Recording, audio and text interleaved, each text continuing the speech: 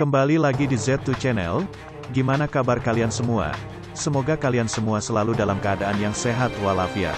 Film yang akan dibahas kali ini masih mengisahkan perjuangan Jaka Sembung dalam menumpas kebengisan company di Nusantara. Film yang berjudul Jaka Sembung dan Bajing Ireng adalah sebuah film yang diangkat dari perjuangan seorang pahlawan yang bernama Parmin atau yang biasa disebut Jaka Sembung. Sepak terjangnya yang militan membuat company banyak yang tewas di tangannya. Bahkan dengan semua kelicikannya, company selalu membuat adu domba sesama anak bangsa untuk menangkap Jaka Sembung. Gimana ketegangan filmnya? Langsung saja kita lihat ke alur ceritanya.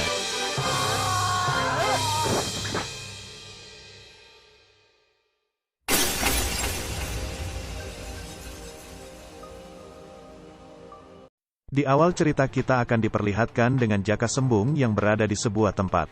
Setelah membumi hanguskan markas company di daerah Palimanan, dalam pelariannya Jaka Sembung bersembunyi di tempat saudaranya yang berada di kaki Gunung Ciremai. Mereka merencanakan sebuah penyerangan kepada pasukan company yang didatangkan dari Batavia sebelum sampai ke Palimanan. Obrolan mereka terhenti ketika mendengar sebuah ledakan yang diakibatkan oleh letusan Gunung Ciremai yang akan segera meletus. Sontak Jaka Sembung bersama para penduduk berhamburan pergi untuk menyelamatkan diri. Dalam situasi yang mencekam terlihat salah seorang petapa yang bernama Balung Besi yang berada di dalam Gunung Ciremai.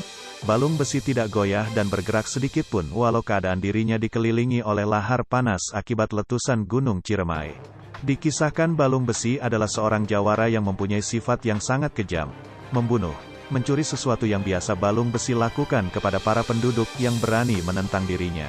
Suatu ketika Balung Besi bisa dikalahkan oleh guru Jaka Sembung yang bernama Ki Sapu Angin dalam sebuah pertarungan. Akibat dari kekalahan itu membuat dirinya terperangkap di Gunung Ciremai, sehingga Balung Besi menjalani sebuah tapa untuk membalas kekalahannya kepada Ki Sapu Angin. Di sisi lain Jaka Sembung bersama para penduduk sudah tiba di sebuah dusun yang tidak jauh dari letusan Gunung Ciremai. Dusun itu dipimpin oleh seorang demang yang bernama Asmara Diningrat, seorang penguasa yang selalu menghalalkan segala cara demi kekuasaannya. Mengancam, menyiksa, bahkan membunuh adalah suatu hal yang sering Asmara lakukan demi mempertahankan jabatannya. Itulah yang menyebabkan para penduduk tidak ada yang berani menentang semua kebijakannya. Yang dibawa Tuan Demang, cuma itu satu-satunya milik saya untuk sawah. Aduh. Suatu malam terlihat salah seorang yang biasa dipanggil Bajing Ireng sedang mendatangi kediaman company. Bajing Ireng adalah salah seorang pemberontak yang memberontak kepada pemerintahan Belanda, namun aksinya berbeda dengan yang lainnya, yang mana Bajing Ireng melakukan pemberontakannya dengan cara mencuri harta benda company dan antek-anteknya. Hasil curiannya pun ia bagikan kepada para penduduk. Dengan menaiki sebuah dinding Bajing Ireng dengan mudahnya masuk ke dalam rumah company untuk mencuri harta bendanya. Puluhan penjaga yang berada di tempat itu tidak ada satupun yang mengetahui akan kedatangannya.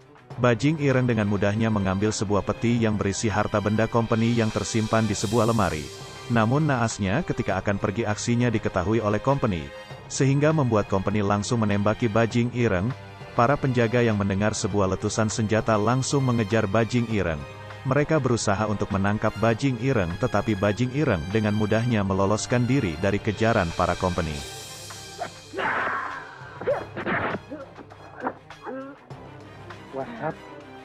Setelah berhasil mencuri harta benda company, lantas Bajing Ireng langsung mendatangi para penduduk untuk memberikan curiannya.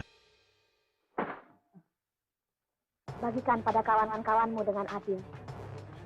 Akibat dari aksi Bajing Ireng yang mencuri di kediaman company, membuat Demang Asmara bersama para pasukannya mengumpulkan para penduduk di suatu tempat untuk diinterogasi. Demang Asmara juga menangkap salah seorang penduduk yang dianggap bekerja sama dengan Bajing Ireng dan akan mendapatkan sebuah hukuman gantung.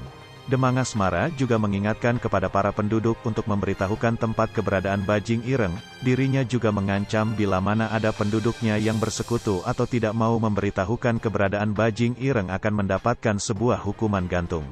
Paham? Ancaman yang diberikan oleh Demang Asmara kepada para penduduk lantas tidak membuat Bajing Ireng gentar dalam perjuangannya untuk membasmi para company. Bahkan dirinya kini mendatangi kediaman Demang Asmara untuk mencuri hartanya. Para penjaga yang melihat kehadirannya langsung memburu dan mengejar Bajing Ireng untuk menangkapnya. Walaupun bertarung seorang diri, Bajing Ireng mampu menghadapi perlawanan para penjaga Demang Asmara. Segala upaya mereka lakukan untuk menangkap bajing ireng, namun semuanya hanya sia-sia. Alhasil bajing ireng berhasil meloloskan diri dari tangkapan anak buah Demang Asmara. Dalam pelarian pengejaran pasukan Demang Asmara, langkah bajing ireng terhenti karena melihat kedatangan Jaka Sembung yang berada di depannya. Sontak bajing ireng langsung menyerang Jaka Sembung karena menganggap Jaka Sembung adalah sekutu kompeni yang akan menangkapnya. Sehingga menyebabkan bajing ireng langsung bertarung dengan Jaka Sembung.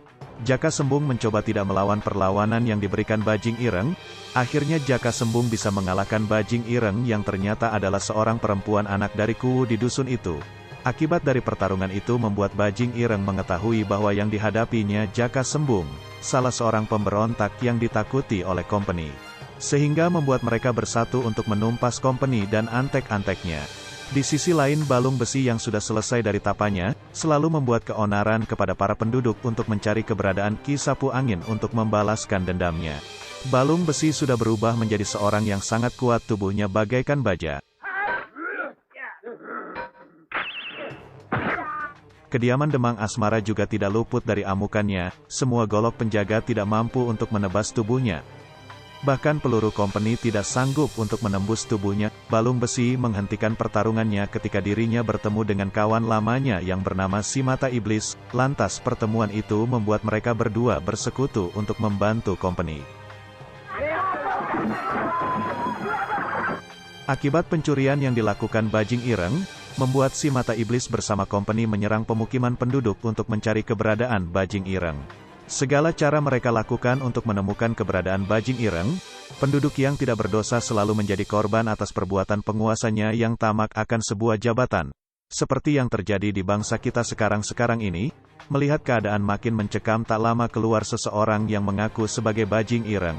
Para kompeni yang melihatnya langsung memburu dan menangkapnya. Dengan sebuah tembakan dari kompeni bajing ireng berhasil ditumbangkan.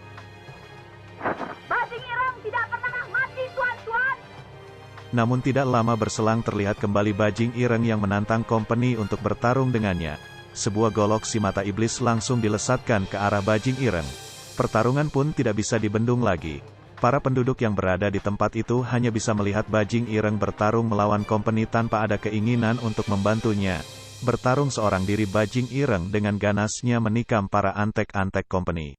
Bahkan tidak ada keinginan untuk dirinya pergi untuk meloloskan diri. Hingga akhirnya bantuan pun tiba yang mana Jaka Sembung bersama pengikutnya datang dan langsung menghajar para kompeni beserta antek-anteknya. Kini pertarungan di antara mereka sangat sengit dan berimbang, semua tebasan dan pukulan membuat para kompeni banyak yang meregang nyawa.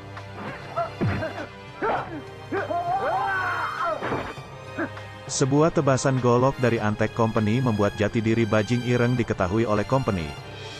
Naasnya lagi ketika menghadapi Si Mata Iblis, bajing ireng hampir tewas terkena ajian dari Si Mata Iblis. Namun Jaka Sembung yang melihatnya langsung menolong dan menghajar Si Mata Iblis. Sehingga bajing ireng mampu diselamatkan. Melihat keadaan bajing ireng yang sudah parah membuat Jaka Sembung kabur dan membawanya ke sebuah tempat untuk diobati. Di tempat lain seorang kapiten kompeni terlihat resah karena mendapatkan kabar dari Demang Asmara akan kehadiran Jaka Sembung di wilayahnya.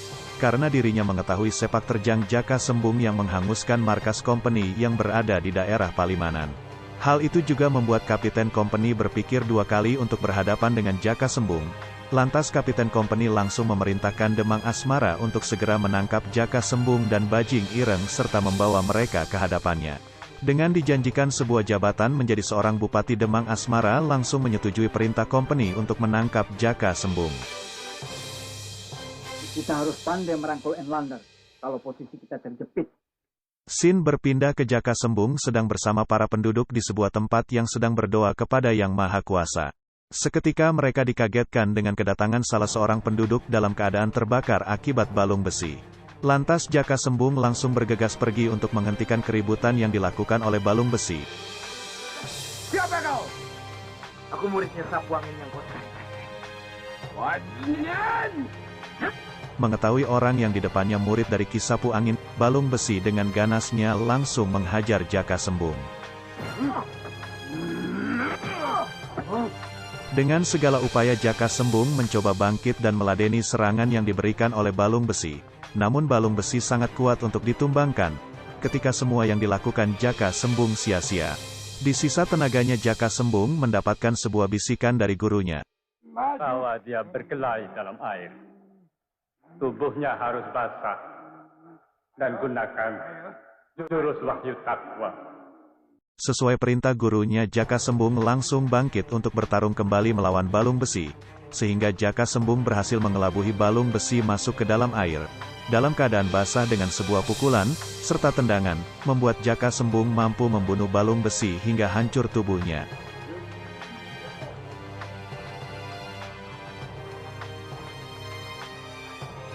Di tempat lain pasukan Jaka Sembung langsung mendatangi kediaman Demang Asmara untuk mengembalikan sebuah peti yang dicuri oleh Bajing Ireng.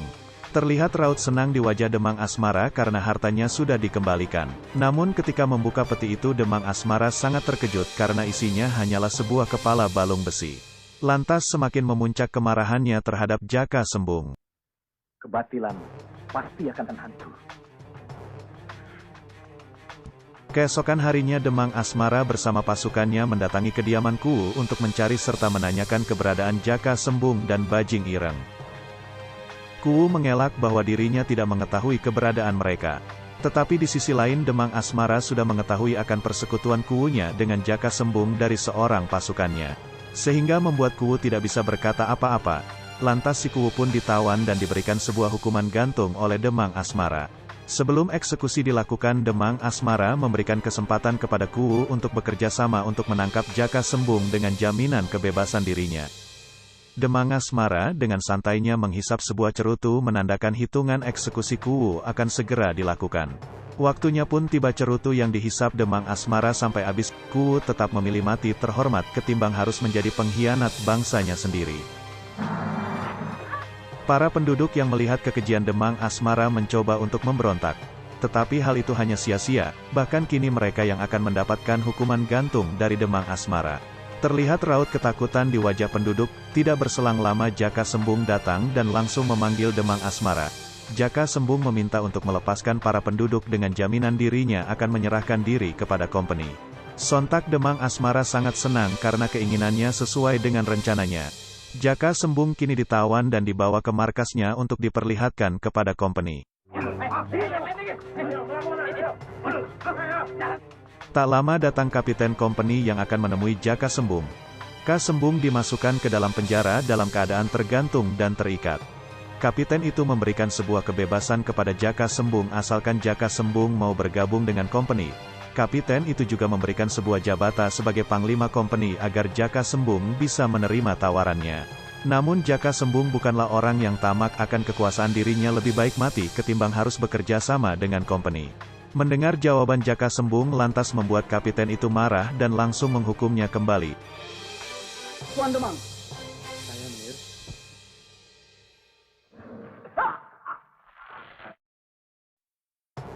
Atas keberhasilan menangkap Jaka Sembung, lantas kini company mengangkat Demang Asmara menjadi seorang bupati. Tidak lupa juga Demang Asmara merayakan keberhasilannya bersama company dan pasukannya.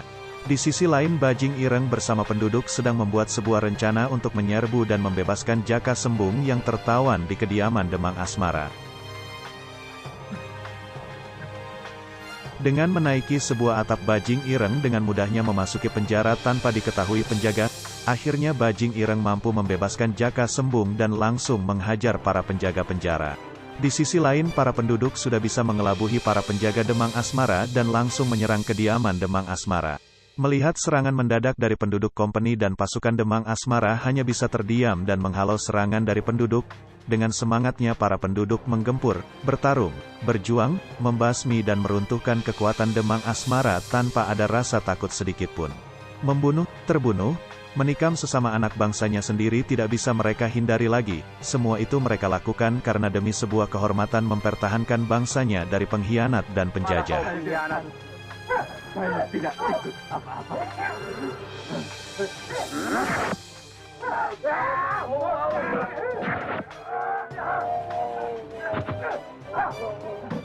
Di sisi lain Jaka Sembung langsung bertarung dengan si mata iblis. Dengan segala upaya Jaka Sembung menghajar si mata iblis dengan beringas. Tertikam, menikam sesama mereka tidak bisa dihindari dari keduanya.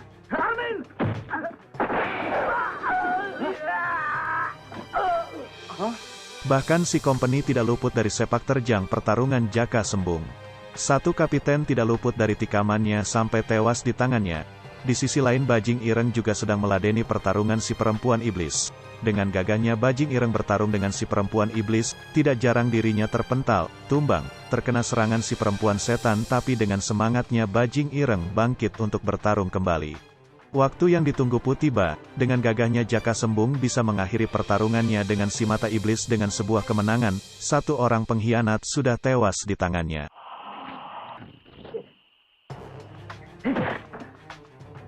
Demang Asmara yang dibutakan oleh jabatan yang melihat pasukannya tumbang langsung menghajar Jaka Sembung. Tanpa ada rasa lelah Jaka Sembung langsung bertarung kembali melawan Demang Asmara. Dengan ganasnya Demang Asmara membabi buta terhadap Jaka Sembung seperti babi hutan yang kelaparan. Namun di sisa kekuatannya Jaka Sembung masih mampu untuk meladeni kebengisan dan serangan Demang Asmara. Di sisi lain Bajing Ireng dapat melumpuhkan si perempuan setan hingga tewas.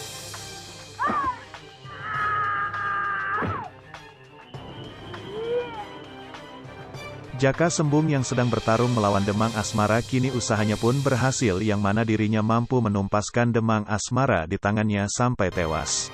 Sehingga kini Company beserta antek-anteknya semuanya tewas, tidak ada yang tersisa. Semua kezoliman pasti akan kalah. Semua kemungkaran pasti akan binasa. Jangan pernah gentar untuk berjuang demi kebenaran. Dan film pun berakhir. Terima kasih sudah menonton Z2 Channel. Selamat bertemu di alur cerita selanjutnya. Goodbye.